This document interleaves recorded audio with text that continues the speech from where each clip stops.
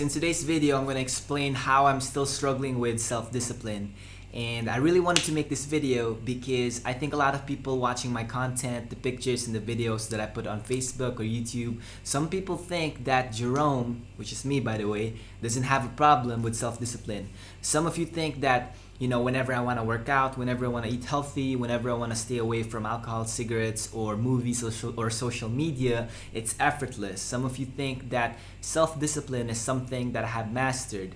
And the truth is that that's not true. In fact, when I was younger, self-discipline is something that I really lacked. And even up until today, I don't really have more self-discipline than most people. It just appears that way because I work on it every single day and I rely a lot on habits. So once habits starts forming up, you don't need to put that much mental energy or discipline to keep up that healthy habit or to stay away from a destructive habit. But that's not the point of this video. The point of this video is I wanted to express to you that I still struggle with it a lot. So, for example, last night I sat down around 9 p.m. I told myself that, Jerome, this has got to stop. You got to stop overeating. You got to stop binging when it's so close to your bedtime because one, it's past your feeding window, so you're not even supposed to be eating. And two, it's messing with your sleep because when you're eating a lot right before going to bed, your body's still digesting all that food, creating all the enzymes, and it has less energy to recover and recuperate, which is the main purpose of sleep. And as a result of eating so close to my bedtime, I wake up the next day feeling almost hungover. I feel tired and lethargic, and it affects everything. My health, my productivity, my happiness. And I wanted to stop that. So last night, I was sitting down, writing in my computer, Jerome, you gotta stop this for real, because this has been a problem going on for many weeks now. And I was drinking my hot tea because I wanted to build a habit that after drinking my hot tea at night around 9:30 p.m.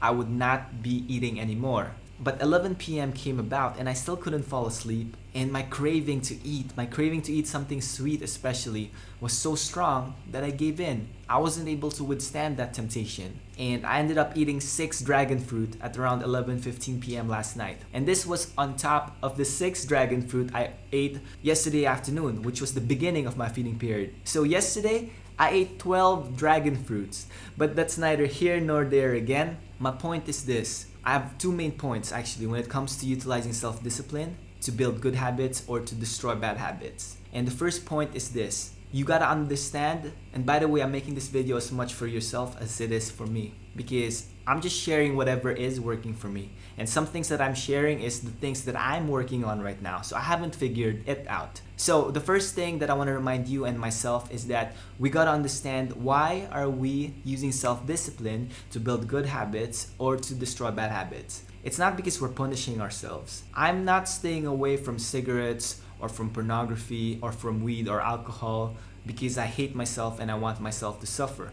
I'm doing this because I know in the long run, in the big picture, abstaining from these things would bring about more health and happiness for myself. That's my own personal decision, and I'm not saying that it works for you. But you gotta understand that whenever you're utilizing self-discipline, you're doing it out of self-love. Don't do it out of self-punishment. And once you realize that it's tough love, it's love in its purest form, it would make things more sustainable for you on the events that you do fail. Because the second point that I want to bring about when it comes to using self-discipline and on the times when you do fail, the second point is this. You got to be kind to yourself. Oftentimes for myself, like yesterday, I promised myself I was not gonna binge eat anymore. And 2 hours later, I'm breaking that promise that I just made 2 hours ago. And this is not the only time it has ever happened. This has happened to me hundreds of times. It took me maybe 50 broken promises to myself before I finally quit smoking cigarettes for good. When I was in the process of quitting cigarettes, it was literally 50 times where I promised myself, Jerome, be a man of your word. You're not gonna pick up another cigarette. That was your last cigarette. Because whatever cravings you think you need it for, you're stronger than that. You gotta stop it. Be a man of your word. All that self-talk, and then a few days later or a few weeks later, I'm smoking another cigarette. So I've lied to myself. I've broken my own promises to myself multiple times. And it's the same thing too with pornography. It took me years and multiple attempts of quitting it before I finally was able to, quit it for a long time. So what I'm trying to tell you is that whenever you do fail in the promises that you tell yourself you need to uphold, whether it's sticking to a healthy habit or if it's going away from a destructive habit, you gotta be kind to yourself. We beat ourselves too hard and too much sometimes, and you gotta think of it as your best friend. When your best friend fails at something and he's looking to you for some comfort and support, what do you tell him? Do you tell him or her that he's a piece of crap? Or do you tell him that it's okay? It doesn't matter how many times you fail as long as you get back up. So those are the two main things that I wanted to tell you. Like I said, it is as much for you as it is for me, because I just want to share whatever has been working for myself. And it doesn't matter what habit it is. If you're trying to stop overeating, if you're trying to go to the gym, if you're trying to quit smoking, if you're trying to quit social media, whatever it is, remember these two things. One, you're doing it out of self-love for you and not for anyone else.